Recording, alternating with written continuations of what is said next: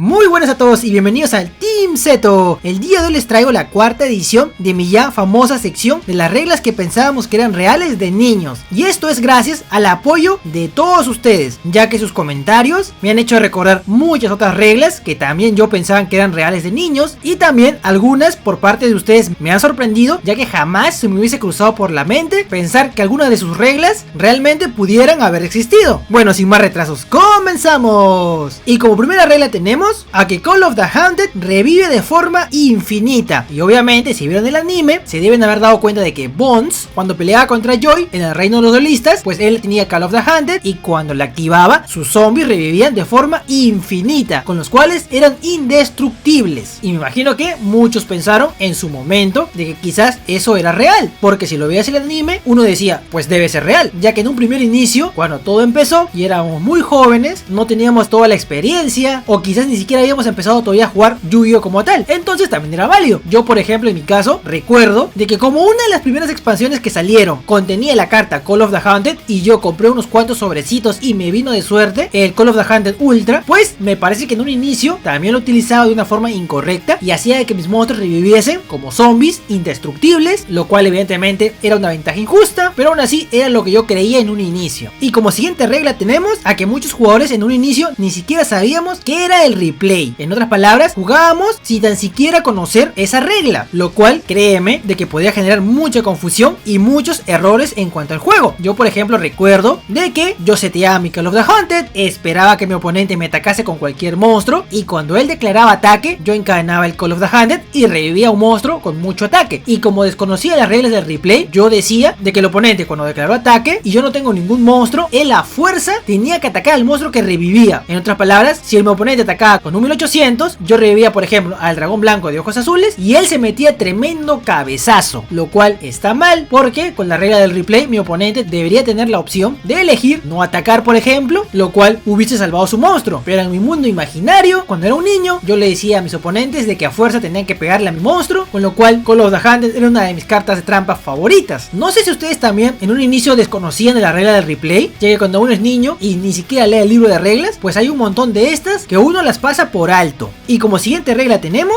a que el sabio oscuro puede hacer cosas increíbles. Ya anteriormente había puesto algunas imágenes en las cuales Yugi invocaba al sabio oscuro contra Joy, pero no lo había explicado hasta el día de hoy. Así que en esta ocasión vamos a explicarlo cómo este hecho generó confusión en algunos jugadores. Por ejemplo, en el duelo de Joy contra Yugi, cuando Joy activa el mago del tiempo y su dragón bebé se convierte en el dragón milenario, el mago oscuro de Yugi se transforma en el sabio oscuro, lo cual es del todo incorrecto, ya que para que tu mago oscuro se pueda transformar en el sabio oscuro, el mismo jugador tiene que tener su propio mago del tiempo y al tirar la moneda acertar, pero en este caso fue el mago del tiempo de Joy, con lo cual el mago oscuro debió haber sido destruido. Pero supongamos de que fuese legal de que el mago oscuro se transforme en el sabio oscuro. El efecto del sabio oscuro es simplemente agregar una carta de hechizo del deck a la mano, pero en el caso de Yugi, según él, puede activar magias en el turno del oponente. Pero lo más curioso es de que activa Makyu y con Makyu niega el ataque del dragón milenario, lo cual es algo recontra jalado de los pelos, ya que el efecto de Makyu no tiene nada que ver con eso, ya sea la carta real como tal o la versión de Makyu en el anime. Pero como es Yugi trampas locas, pues si él quiere que su Makyu niegue ataques del dragón milenario, pues simplemente lo hace. Él no se hace problemas, así de que este hecho probablemente creó mucha confusión en algunos jugadores con respecto al mago oscuro, al mago del tiempo y a Makyu.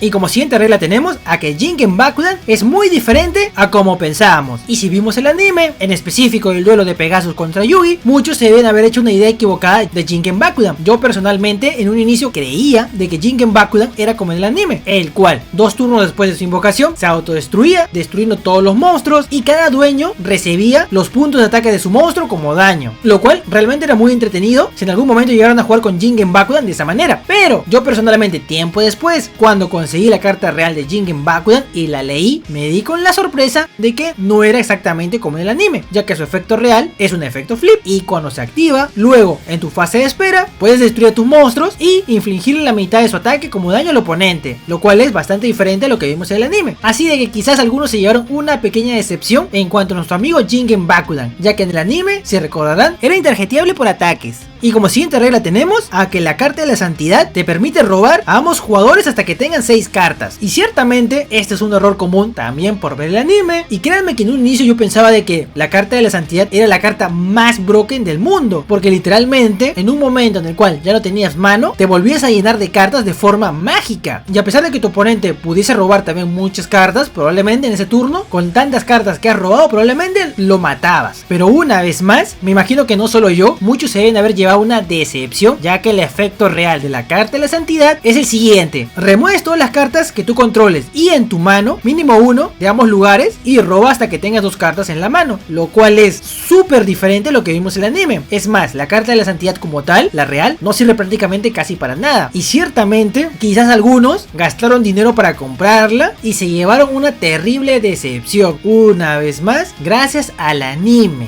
Y como siguiente regla tenemos a que el insecto come hombres solo destruye cartas hombres. En otras palabras, si por ejemplo tu oponente invocaba una waifu y con la waifu atacaba al insecto come hombres, este no podía destruirla, lo cual realmente es un tanto jalado a los pelos. Yo personalmente nunca llegué a pensar o tomar de forma tan literal su nombre de insecto come hombres como para solamente destruir monstruos masculinos, por así decirlo, pero según lo que leí en los comentarios, algunos pensaban de esta manera. Y es más, decían de que los monstruos masculinos no lo podían destruir al insecto come hombres ni siquiera atacándolo. A fuerza tenías que invocar una waifu para quitártelo de encima. Yo personalmente tengo una anécdota muy divertida con el insecto come hombres, ya que una vez cuando fui a la tienda y le pedía al que vende las cartas que me dé al come hombres, omitiendo la parte de insecto, y créanme que decir dame al come hombres suena algo raro por decirlo menos, y el encargado de la tienda, él lo tomó con humor y me hizo unas cuantas bromas por haber dicho esa palabra. Creo que no hace falta resaltar de que era un niño en ese entonces. Y como siguiente regla tenemos a que podías tener cartas infinitas en la mano, y debo decirle que yo en un inicio ni siquiera me pasaba por la mente el hecho de que el máximo de cartas en la mano eran 6 y de que cuando tenías más pues tenías que enviarlas al cementerio. Así de que habían duelos en los cuales quizás tenía la mitad de mi deck en la mano, porque probablemente en ese juego haya seteado un montón de monstruos y simplemente no haya deseado atacar, y mi oponente quizás había hecho algo similar, con lo cual ambos pasábamos y nuestras manos se seguían llenando cada vez más y más, y como no descartábamos, pues en algún momento prácticamente teníamos todo el deck en la mano. Y según estaba leyendo en los comentarios, a muchos también les sucedió esto en los inicios, ya que una vez más les recalco de que los niños no leemos el libro de reglas, así de que hacíamos muchos errores como este. Y como siguiente regla tenemos a que los monstruos de ciertos atributos tenían ventajas sobre otros, y según lo que estaba leyendo en los comentarios me he dado cuenta de que algunos pensaban, por ejemplo, de que los atributos agua tenían ventajas sobre los atributos fuego, algo más o menos similar a Pokémon. Yo personalmente no recuerdo si en algún momento llegué a pensar de esa manera, pero si por ejemplo nos basamos un poco en el anime, deben recordar de que me parece que en el duelo de Joy contra Mai, los monstruos de Mai tenían ventaja sobre los de Joy porque eran terrestres y los de Mai voladores. También me recuerdo por ejemplo de que en el duelo de Joy contra el bandido Kid, sus máquinas eran inmunes a los ataques mágicos. En otras palabras, quizás estos pequeños detalles pueden hacerte pensar de que efectivamente ciertos atributos o tipos tenían ventajas sobre otros, lo cual no es tan descabellado y ciertamente podría ser muy entretenido jugar con este tipo de reglas adicionales, ya que de esta forma los duelos serían más impredecibles, por así decirlo. Y como siguiente regla tenemos a que el bono de campo tenía muchas más formas de uso de las que pensamos. Si bien ya anteriormente en una edición había hablado de que algunos creíamos de que el campo donde jugábamos le daba cierta bonificación de ataque a nuestros monstruos, por ejemplo si jugabas en el piso, a los de atributo tierra le sumabas una bonificación de ataque. Si jugabas en el grass o en el parque, a los tipo insectos ganaban una bonificación de ataque. Pero he estado leyendo algunos ejemplos que ustedes me ponían que fueron mucho más lejos, como por ejemplo de que si ibas a un cementerio, los tipos zombies ganaban la bonificación de ataque, y algunos incluso han puesto de que si jugabas en la cocina, los monstruos femeninos, en otras palabras las waifus, recibían su bonificación de ataque, lo cual me imagino que es una broma, pero aún así cuando lo leí me hizo bastante gracia por su gran creatividad.